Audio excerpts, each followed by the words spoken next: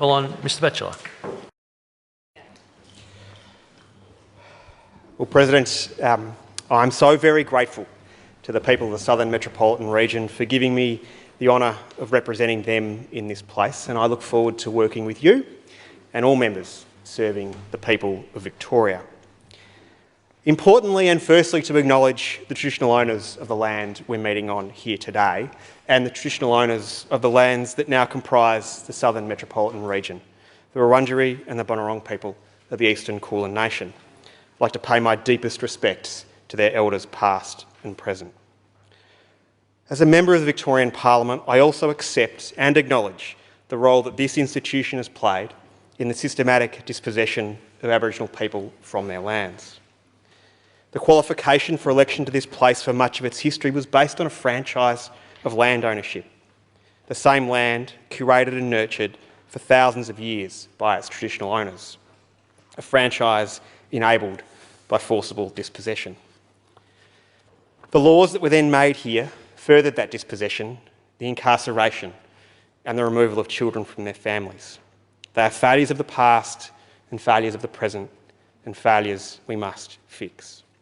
And I commit as a new member of this place to use the power placed in my hands by the people to work together with Aboriginal Victorians to remedy the injustices of the past and empower them as part of creating a better future together, working with their voice to treaties and truth here in Victoria and then leading the nation. All of us come here shaped by the experiences of our lives, and that experience will in turn shape our actions as representatives. Melbourne's Southern Metropolitan Region is where I grew up, went to school and know so very, very well. My mum grew up in South Melbourne with her family and my dad with his in Beaumaris. They met and married and bought a house in a Bayside suburb in a time, believe it or not, when a trade union official and a typist could afford to do so. It's the house I was raised in and where Mum still lives today. And my childhood was spent ranging across these suburbs, to and from my grandparents in Cheltenham and in Ormond. I remember the board games being played in the front room of my cousin's house, to the background clanging of the boom gates of the now removed North Road level crossing. So sadly, there are some childhood memories we can never relive. In short, it was the best kind of an upbringing that a kid in the suburbs could ask for. And it's the same essential reason that hundreds of thousands of families call this part of Melbourne home.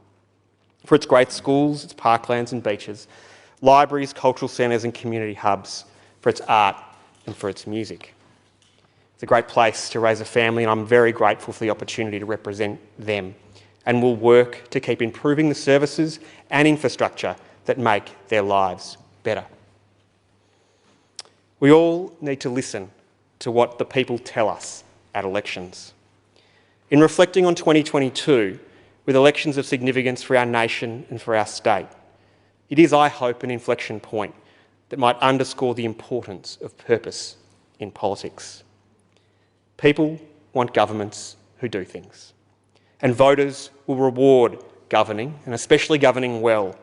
They'll forgive an occasional misstep and are sick of being told that problems are beyond our ability to control or someone else's responsibility. We mustn't be afraid to tackle the challenges we confront, and we must govern with purpose. There's been a disturbing tonal shift in the broader political debate in this state. I think that's undeniable. And to me, what the last election shows is that we need to be listening more to the hundreds of thousands of quiet Victorians who care more about the services, the quality of the services they receive, the infrastructure they rely upon, about having a job, than being distracted by the braying voices of a few. In all that noise, however, we must not miss the signals that are being sent our way. For some, the vulnerability created by our current economic and labour market structures make their experience of precariousness a fertile receptor to messages of fear and division. And harnessing the power of government to strengthen their economic security is our best response. Creating secure jobs, reliable transport, renewable energy, good schools and healthcare whenever needed. That's what restores their trust in politics, in government and in us. And with the confidence of the community, we as legislators and policymakers can lead our state forward to even greater things.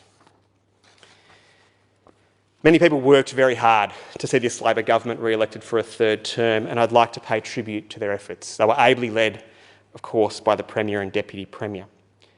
But I would especially like to thank the lower house Labor candidates across the 11 districts in the southern metro region, more of whom were unsuccessful than not, but all of whom worked incredibly hard.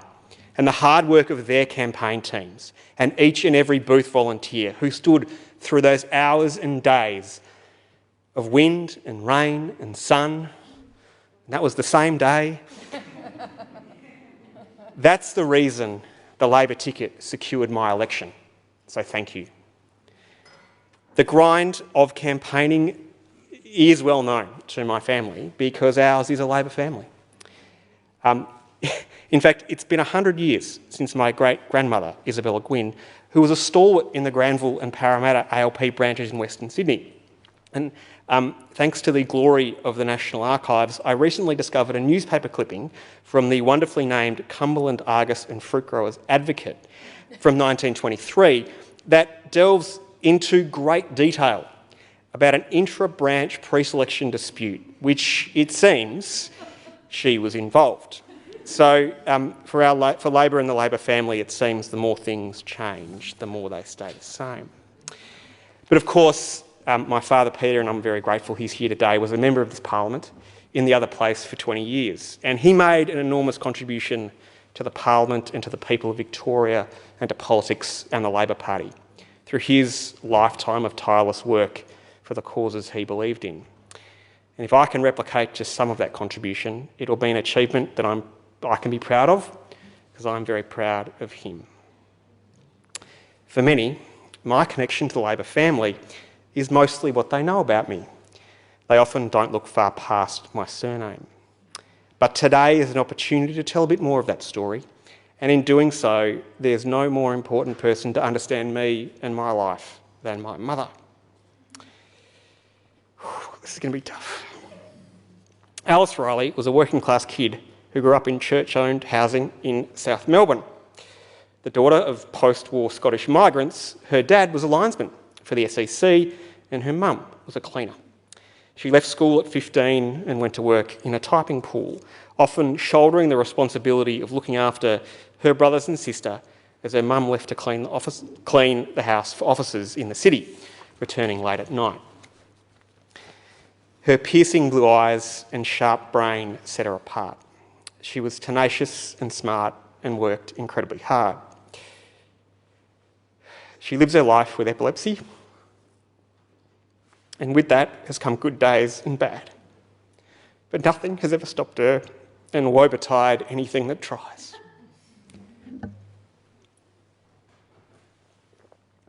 She is also the most courageous person I know. A woman who took the very difficult decision, especially for a girl brought up in the Catholic Church, to end her marriage and set out on her own with a 3-year-old son, me. Because it turns out life around politics and the Labor Party just wasn't her cup of tea.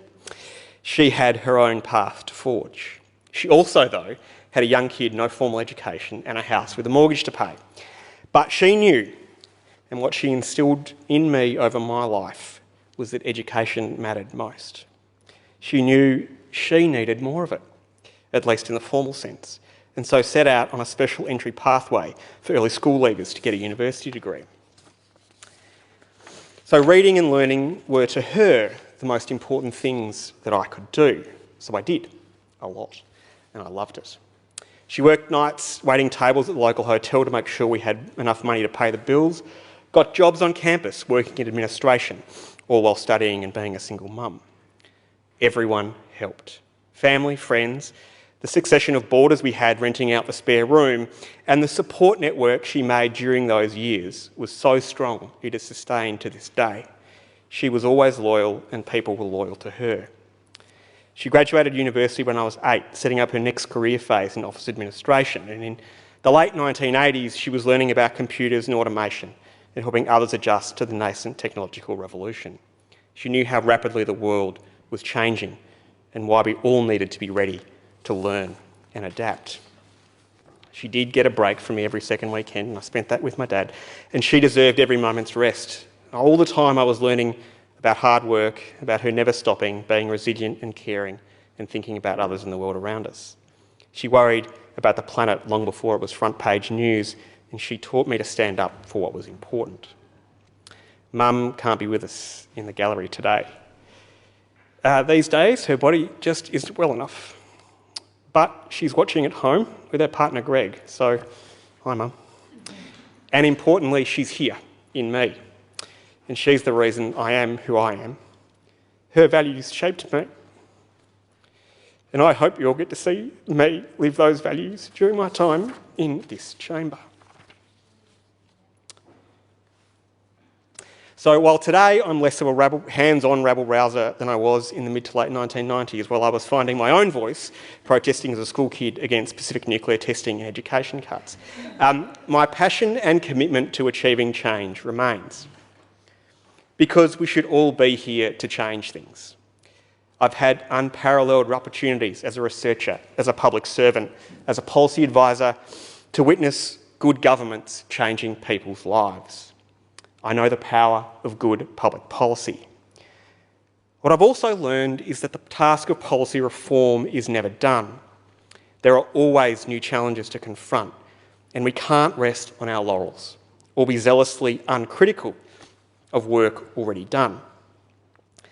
I worked during the last federal Labor government to help set up the National Disability Insurance Scheme, and it's one of the things that I am professionally proudest of, supporting the Prime Minister as she signed agreements with premiers to deliver the scheme.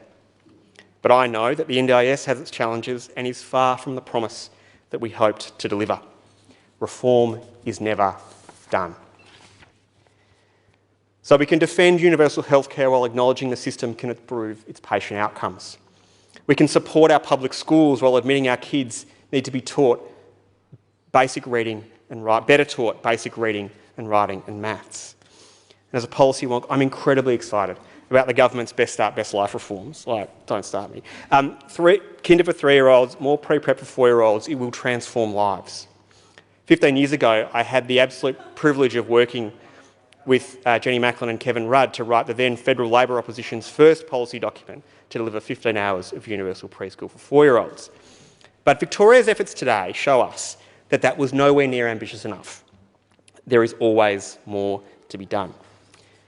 There are many lessons to learn about how to be an effective activist and policy agitator.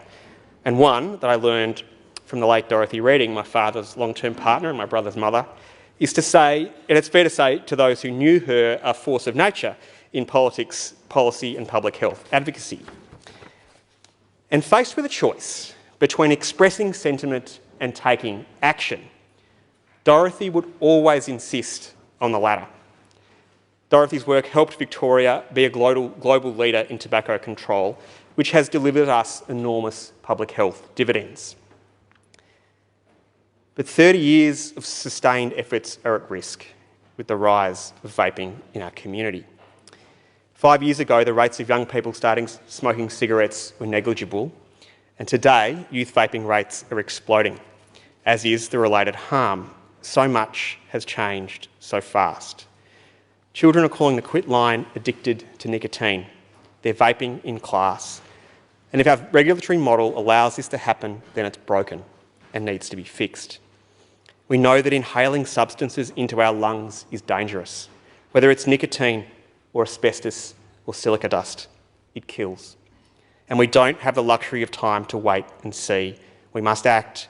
Vaping products are dangerous and should be treated as such. And I believe federal and state governments must act quickly and decisively. And this is a crisis, I believe, that must be resolved before the Parliament contemplates any further progress on drug law reform. As parliamentarians, we don't achieve change ourselves. Yes, we can pass laws, but change is created by movements, and none have had more of an impact on positive change for people in this country than the trade union movement. Unions have always been a big part of my life, both personally and professionally. I remember as a kid, with my Uncle Dave, marching with what was then known as the FEDFA against Kennet's Cuts in 1992. We were with the MEA on the waterfront in 98, and I remember listening and learning from the WA metalworkers during my uni days in Perth. And professionally, as an advisor and researcher, while in Canberra, I've worked with the ASU on equal pay, the ACTU on paid parental leave, and the then United Voice on better pay for early childhood educators, and most recently here with Trades Hall on safety for young apprentices. So, across the movement, comrades, you continue to inspire, and I'll continue to work side by side with you from this place. Walking across the entry to Parliament from Spring Street, we're reminded by the floors that there's safety in a multitude of councillors, and I'm fortunate to have many whose counsel I can rely upon. And there are many who've given me support over many years in politics, and I can't mention them all. But I especially want to thank Paul Erickson, Susie Byers, Andrew Giles and Linda White for their constant wisdom and advice. And to those members and ministers who've employed me along the journey, starting with Alan Carpenter and Jenny Macklin and Julia Gillard and Anthony Albanese, the opportunities that you gave me were priceless, and the lessons you taught me about being a good representative, about remembering why we're here and who we're here for, will guide me in this place. And importantly, to the brilliant staff that I worked alongside in those offices and who remain my good friends. When we did our jobs well, our efforts were unseen and achievements unnoticed by many. But it all added up to Labor governments changing people's lives for the better. And those ex-staffers are an unparalleled network of whip-smart strategic thinkers. And I know their phones are always on, so I'll be calling. At the end of it all, though, there's nothing without our family. I've already spoken and blubbed about what my mum means to me, how I wouldn't be who I am without her. But I wouldn't be here today if not for the love, support and a fair amount of forbearance from my partner, Rosie. Her intellect and achievements in her field of medicine are astounding. But it's her passion for what she believes in that helps sustain me and reminds me constantly of what matters. Yes, our family, of course. But there must always be more than just us. There's injustice to address, systemic disadvantages to overcome, and constantly thinking about how to improve the services our community relies upon. There's definitely something bigger that we're trying to achieve. And Rosie, each in our own way, we'll achieve it together. But I want to end the speech with our two kids, just over there, with Lewis and Clement. The joy and wonder they constantly bring to our lives is invigorating. Their thirst for learning and knowledge is an inspiration. And I know that it's not always easy growing up around politics. You get well practiced at hanging around that boring stuff, waiting to do something fun. But I hope they know that those meetings and phone calls and late nights, it's all for a purpose. Because the future will pass onto them and their generation. And we have an obligation to make that future better. So let's get on with it.